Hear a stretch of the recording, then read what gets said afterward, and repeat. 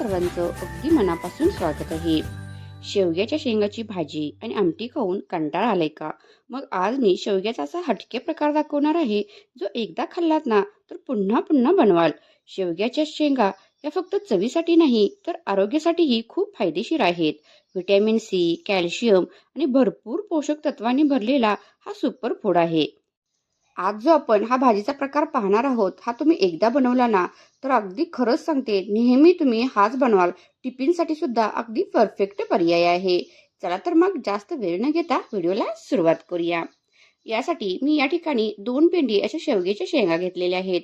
या शेंगा कोवळ्या असाव्यात, परंतु अशा जाडीला सुद्धा असाव्यात. एकदम बारीक नाही, आत त्याला भरपूर गर आहे आणि कोवळ्या असाव्यात. अशा प्रकारच्या ह्या शेंगा घ्यायच्या आहेत. आता या स्वच्छ धुवून अशा थोड्या कट करून घ्यायच्या आहेत. एकदम बारीक पण कट करायच्या नाहीत आणि अखंड पण ठेवायच्या नाहीत. तर अशा प्रमाणात कट करायच्या आहेत. आता तुमच्याकडे कोणत्याही प्रकारची जाळी वगैरे अवेलेबल असेल तर ती घ्यायची आहे किंवा अशा प्रकारचा चाळा तरी असेल तरी घ्यायचा आहे आणि यावर गॅसवरती या शेंगा अशा सर्व बाजूने भाजून घ्यायच्या आहेत. डायरेक्ट गॅसवर पण भाजू शकता, परंतु भरपूर गॅस वाया जातो. यापेक्षा असं गॅस जास्त वाया जात नाही आणि पटकन सर्व बाजूने या शेंगा भाजल्या जातात. असं भाजल्यावर जो स्मोकी फ्लेवर येतो ना, वा, काही सुगंध सुटतो आहे. तर अशा प्रकारे आपण या सर्व शेंगा ज्या आहेत या सर्व बाजूने अगदी काळपट होईपर्यंत भाजायच्या आहेत. करपू द्यायच्या नाहीत. फक्त अशा प्रकारे सर्व बाजूने या भाजल्या पाहिजेत. कोवळ्या असतील तर लगेच आतून सुद्धा भाजल्या जातात. आता आपण या ठिकाणी या शेंगाच्या आतील जो गर आहे हा चमच्याच्या साह्याने काढून घ्यायचा आहे. सर्व गर चमच्याच्या साह्याने काढायचा आहे. तर हा गर काढत असताना कधी कधी थोडंफार हे काळं जे आहे आपण भाजल्यामुळं ते काळपटपणा सुद्धा थोडा येतो, पण काही हरकत नाही, काहीही फरक पडत नाही चवीमध्ये. तर अशा प्रकारे सर्व शेंगांचा आपण हा आता गर एका वाटीमध्ये काढून घेतलेला आहे. तर पाहू शकता अशा प्रकारे या सर्व साली आपण टिफिनमध्ये वगैरे आपण देत असतो तेव्हा आपल्याला भरपूर प्रॉब्लेम पडतो की टिफिनमध्ये या शेंगा व्यवस्थित बसत नाहीत किंवा खाल्ल्यानंतर पुन्हा या शेंगांची जे टरफल आहेत ती ठेवायची कुठे, अशा अनेक प्रॉब्लेम आपल्याला येत असतात. तर अशा प्रकारे हा सर्व गर काढून घेतलेला आहे. आपल्याकडे ही आता थोडीशी पूर्वतयारी करून घ्यायची आहे. थोड्याशा बारीक मिरची चिरून घ्यायची आहे. एक मध्यम आकाराचा टोमॅटो बारीक चिरायचा आहे. एक मध्यम आकाराचा कांदा, थोडंसं कच्चे शेंगदाणे जाडसर कुटून घ्यायचे आहेत.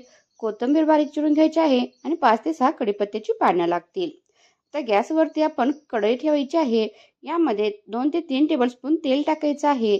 मोहरी टाकायची. मोहरी तडतडली की थोडेसे जिरे टाकायचे आहेत. जिरे मोहरी तडतडली की थोडी चिमूटभर हिंग पावडर टाकायची आहे. आता यामध्ये बारीक चिरलेला कांदा छान असं परतवून घ्यायचा आहे. आता या ठिकाणी कांदा जास्त पण शिजू द्यायचा नाही. अगदी थोडासा म्हणजे कच्चा ठेवायचा आहे. अगदी थोडासा रंग बदलला की आपण हा कांदा भाजायचा बंद करायचा आहे. आता यामध्ये आपण बारीक चिरलेली मिरची, कढीपत्त्याची पानं घालायची आहेत. शक्यतो कढीपत्ता, मिरची, कांदा थोडाफार भाजल्यानंतर परतल्यानंतरच घाला, म्हणजे तो त्याचा हिरवटपणा जो आहे तो टिकून राहतो. आता यामध्ये आपण बारीक चिरलेला टोमॅटो सुद्धा मिक्स करायचा आहे आणि पुन्हा 1-2 मिनिटं हे छान परतवून घ्यायचं आहे. टोमॅटो टाकला की आपण लगेच यामध्ये थोडीशी पाव टेबलस्पून हळद पावडर आणि टेस्टनुसार मीठ टाकायचं आहे आणि हा टोमॅटो थोडा फार असा मऊ होऊ द्यायचा आहे. अगदी 2 मिनिटं छान असं परतलेलं आहे. आपला टोमॅटो सुद्धा छान असा मऊसर झालेला आहे. कोणत्याही क्षणी व्हिडिओ थोडा जरी आवडला तर प्लीज व्हिडिओला लाईक करायला विसरू नका. अजूनही चॅनलवर नवीन असाल, चॅनलला सबस्क्राईब केलं नसेल तर प्लीज चॅनलला सबस्क्राईब करा आणि शेजारील बेल आयकॉनची घंटा प्रेस करा, जेणेकरून तुम्हाला अशा नवनवीन व्हिडिओचे नोटिफिकेशन मिळत राहील. आता टोमॅटो पण आपला मऊ झालेला आहे. आता यामध्ये आपण जाडसर जे शेंगदाण्याचं कूट केलेलं आहे ते टाकायचं आहे. थोडीशी कोथिंबीर पण टाकायची आहे आणि यामध्ये आपण आता जो हे आपण गर काढून घेतला होता हा थोडासा मिक्सरमधून फिरवून घ्यायचा आहे किंवा खलबत्त्यामध्ये तुम्ही थोडंसं चेचून घेतला तरी चालू शकेल आणि आता हा छान असा यामध्ये व्यवस्थित मिक्स करायचा आहे. आपला हा ऑलरेडी शेंगाचा आतला जो गर आहे हा व्यवस्थित भाजला गेलेलाच असतो शेंगा भाजल्यामुळं. त्यामुळे आता आपल्याला जास्त वेळ हे गॅसवर परतवायची गरज नाही. अगदी थोडंसं 2 मिनिटं परतल्यानंतर आपण यामध्ये ओल्या नारळाचा चव आपल्या आवडीनुसार हव्या तेवढ्या प्रमाणात आपण टाकू शकतो आणि भरपूर अशी बारीक चिरलेली कोथिंबीर टाकायची आहे. तुम्ही एकदा अशा प्रकारे बनवलं ना, तर नक्की तुम्ही अगदी कमेंट करून सांगा की तुम्हाला याची टेस्ट कशी वाटली. सगळेजण आवडीने खातील असा हा पदार्थ. याला तुम्ही काय नाव द्याल ते सांगा. मी म्हणते आपण बऱ्याचदा वांग्याचं भरीत, टोमॅटोचं भरीत करतो. यापेक्षा असं हे शेवग्याच्या शेंगाचं भरीत एकदा करून नक्की पहा आणि कमेंट करून कळवा तुम्हाला आजचा व्हिडिओ कसा वाटला. चला भेटू नेक्स्ट व्हिडिओमध्ये.